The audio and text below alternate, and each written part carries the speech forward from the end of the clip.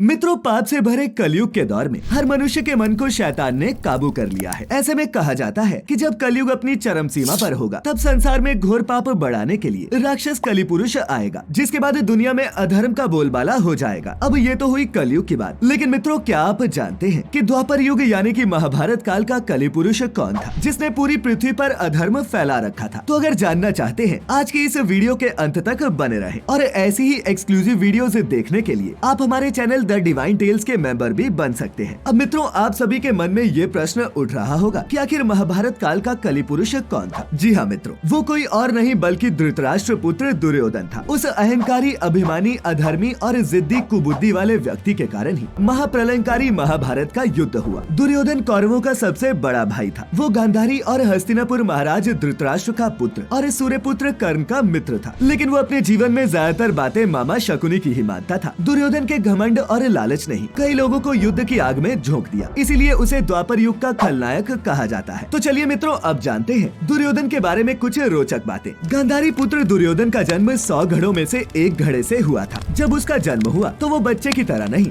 बल्कि गधे की तरह रोने और बोलने लगा था। जब दुर्योधन ने जन्म लिया तो बहुत सी घटनाएं घटी थी, जैसे कई जानवर जोर जोर से रोए थे, उल्लू शोर मचाने लगे थे और आसमान में अचानक काले बादल छा गए थे। इन घटनाओं को देखकर महामंत्री विदुर ने कहा था कि ये सभी संकेत बता रहे हैं कि ये शिशु इस राज्य के लिए सर्वनाश का कारण बनेगा और इसे त्यागने में ही सबकी भलाई है। लेकिन पुत्र मोह में धृतराष्ट्र और गांधारी दोनों ने ही ऐसा करने से इनकार कर दिया। दूसरा, जिद्दी दुर्योधन को कलयुग का अवतार भी माना जाता है, क्योंकि उसमें वो सभी गुण शामिल थे जो कलयुग के किसी भी मनुष्य में होने चाहिए। इसीलिए इसे पापी युग का अवतार भी कहा गया है। मान्यता है कि दुर्योधन कलयुग का ही अंश था और उसके 99 भाई भी पुलत्स्य वंश के राक्षसों के ही अंश थे। वायु पुराण 70, 51, 65 में इन राक्षसों को कश्यप, अगस्त्य, पुलय और पुलत्स्य ऋषि का ही पुत्र बताया गया है। तीसरा, कुटिल क्रूर होने के साथ साथ दुर्योधन ने गदा युद्ध में भी महारत हासिल की थी। उसने शकुनी की चालों के अनुसार भगवान कृष्ण के बड़े भाई बलराम से गदा युद्ध करना सीख लिया। बता दें कि द्वापर युग में बलराम, जरासंध, भीम और दुर्योधन को ही सर्वोत्तम गदाधर माना गया है। जानकारी के लिए बता दें कि कुंती पुत्र भीम ने भी बलराम जी से ही गदा सीखी थी। चौथा, महाभारत युद्ध के दौरान गांधारी ने अपनी दिव्य दृष्टि से अपने पुत्र दुर्योधन के शरीर को वज्र के समान बना दिया था, लेकिन वासुदेव कृष्ण की लीला के चलते उनकी जंघा कठोर नहीं बन पाई और इसी कारण उसे मृत्यु की गोद में जाना पड़ा। पांचवा, दुर्योधन की मृत्यु सबसे आखिर में हुई। महाभारत का युद्ध 18 दिनों तक चला था, जिसके अंत में दुर्योधन और भीमसेन के मध्य युद्ध हुआ, जिसमें कुंती पुत्र भीम ने दुर्योधन की जंघा उखाड़कर फेंक दी और इसी के चलते उस दुष्ट की मृत्यु हो गई। अब मित्रों, दुर्योधन की जंघा को लेकर भी एक कथा है कि एक बार हस्तिनापुर में महर्षि मैत्रेय आए। महर्षि के विश्राम के बाद महाराज ने उनसे पूछा कि ऋषिवर वन में 5 पांडव सुखी तो हैं? जिस पर महर्षि ने उत्तर दिया कि वो सब कुशल हैं, लेकिन मैंने सुना है कि तुम्हारे पुत्रों ने पांडु पुत्रों को युद्ध क्रीड़ा में छल पूर्वक परास्त किया और फिर उन्हें वनवास भेज दिया। ऐसा कहकर वो पीछे मुड़े और उन्होंने फिर दुर्योधन से कहा, तुम तो जानते हो कि पांडव कितने वीर और बलशाली हैं। मैत्रेय ऋषि की बात सुनकर गांधारी पुत्र ने क्रोध में अपनी जांघ पर हाथ से ताल ठोक दी और ये दृश्य देख महर्षि को भी क्रोध आ गया। उन्होंने कहा, मूर्ख, तू मेरा अपमान कर रहा है, मेरी बात को नकार रहा है। जा दुष्ट, जिस जगह पर तू इतना घमंड कर रहा है उसी जगह को कुंती पुत्र भीम अपनी गदा से तोड़ डालेगा। और मित्रों, यही वो श्राप था जो दुर्योधन की मृत्यु का कारण बना। छठा, मित्रों बता दें कि ऐसे तो रिश्ते में दुर्योधन अर्जुन के चाचा का बेटा था, लेकिन वो भगवान कृष्ण का समधी भी था। वासुदेव के पुत्र साम ने दुर्योधन की पुत्री लक्ष्मणा से विवाह किया था। वहीं पार्थ और माधव भी आपस में भाई थे, लेकिन एक तरफ से अर्जुन देवकी नंदन के जीजा भी लगे, क्योंकि उन्होंने भगवान कृष्ण की बहन सुभद्रा से विवाह किया था और इस दंपत्ति को ही वीर पुत्र अभिमन्यु की प्राप्ति हुई थी। सातवां, क्रूर दुर्योधन ने पांडवों को मारने के लिए कई बार प्रयास किए। उसने सबसे पहले भीम को जहर देकर नदी में फेंकवा दिया, लेकिन कुंती पुत्र उस जहर से बच गए। फिर उस दुष्ट ने पांडवों को मारने के लिए लाक्ष ग्रह का निर्माण भी करवाया, लेकिन वहाँ से भी पांडव बच निकले। फिर जब पांडवों का अज्ञातवास का समय चल रहा था, तब दुर्योधन ने कुंती पुत्रों को जगह जगह ढूंढने के लिए अपनी सेनाएं भेजी, जिससे उनका वनवास विफल हो जाए। साथ ही बता दें कि उसने अपने मामा शकुनी की कुटिल नीति से पांडवों के मामा शल्य को अपनी तरफ से युद्ध लड़ने के लिए भी राजी कर लिया था। आठवां, महाभारत की कथा में दुर्योधन के अनाचार और अत्याचार के किस्से भरे पड़े हैं, जिनमें से एक ये भी था कि वो दुष्ट काम वासना में लिप्त होकर कुंवारी कन्याओं का अपहरण कर लेता। युद्ध क्रीड़ा में पांडु पुत्रों की हार के बाद जब दुर्योधन ने भरी सभा में पांचाली का अनादर किया, तब उसकी माता गांधारी ने भी इसका विरोध किया था, लेकिन वो मूर्ख नहीं माना। वहीं युद्ध के अंत में वो अपनी माता के समक्ष नग्न खड़ा होने के लिए भी तैयार हो गया था। नौवां, युद्ध से पहले पांडवों और कौरवों दोनों के ही पक्ष ने भगवान कृष्ण के सामने मदद की गुहार लगाई थी, जिस पर वासुदेव ने पहले तो युद्ध में शस्त्र न उठाने की प्रतिज्ञा ली दी और कहा कि मैं एक और अकेला जाऊंगा और दूसरी तरफ मेरी नारायणी सेना होगी। अब तुम दोनों में से किसे क्या चाहिए ये तय कर लो। अर्जुन ने वासुदेव कृष्ण को चुना और उन्हें अपना सारथी बनने की विनती की, जिसे माधव ने स्वीकार कर लिया। वहीं दुर्योधन ने नारायणी सेना का चुनाव किया और इस प्रकार कौरवों ने 11 अक्षौहिणी और पांडवों ने 7 अक्षौहिणी सेना एकत्रित कर ली। 10वां, दुर्योधन के वैवाहिक जीवन की बात करें तो उसकी पत्नी का नाम भानुमति था, जो बहुत ही सुंदर मल्ल होने के साथ साथ युद्ध की भी महारथी थी। वो कई बार अपने पति दुर्योधन के साथ कुश्ती भी लड़ती। महारानी गांधारी ने सती पर्व में बताया है कि भानुमति ने अपने पति को कुश्ती के खेल में कई बार हराया भी था। जानकारी के लिए बता दें कि दुष्ट दुर्योधन ने राजकुमारी भानुमति के साथ जबरन विवाह किया था, लेकिन बाद में दोनों के बीच प्रेम का संबंध स्थापित हो गया। भानुमति ने पुत्र लक्ष्मण और पुत्री लक्ष्मणा को जन्म दिया, यानी कि इस दंपत्ति की 2 संतानें थी। 11वां, मित्रों, कौरवों की सेना में एक से एक शूरवीर शामिल थे, लेकिन फिर भी वो सभी हार गए और इसका सबसे बड़ा कारण दुर्योधन ही था, क्योंकि उसने सही समय पर सही फैसले नहीं लिए और कई बड़ी गलतियां की। पहली गलती तो ये थी कि उसने भगवान कृष्ण को न चुनकर नारायणी सेना को चुना। दूसरी गलती, उसने भीष्म पितामह और आचार्य द्रोणाचार्य की बातों पर ध्यान नहीं दिया। गंगा पुत्र ने उसे 5 सोने के तीर दिए थे और कहा था कि मैं इन तीरों से 5 पांडवों का वध कर दूंगा। तीसरी गलती, अर्जुन के वरदान मांगने पर दुर्योधन ने वो तीर उसे दे दिए। चौथी गलती, उसने अपने मित्र कर्ण से कहा कि घटोत्कच को मार दो और कर्ण ने अपना अमोघ अस्त्र भीम के राक्षस पुत्र घटोत्कच पर चलाकर अपनी एक अहम शक्ति खो दी। पांचवी गलती, वो अपने जीजा जयद्रथ को युद्ध में उचित सुरक्षा नहीं दे पाया। और मित्रों, छठी गलती ये थी कि दुर्योधन ने सही समय पर अश्वत्थामा को सेनापति नहीं बनाया, वरना हो सकता था कि इस युद्ध का नतीजा कुछ और ही होता। तो मित्रों, देखा आपने कि कौन था द्वापर युग का कली पुरुष। आज की हमारी ये प्रस्तुति आपको पसंद आई हो तो इसे अपने मित्रों रिश्तेदारों के साथ भी जरूर साझा करें और ऐसी सभी धार्मिक और आध्यात्मिक वीडियोस के लिए जुड़े रहे द डिवाइन टेल्स परिवार के साथ। और हाँ, अब आप हमारी वीडियोस फेसबुक पर भी देख सकते हैं, जिसके लिए आपको लाइक करना होगा हमारा पेज द डिवाइन टेल्स। तो मित्रों, फिलहाल आज के लिए बस इतना ही। अब इजाजत दें, आपका बहुत बहुत शुक्रिया।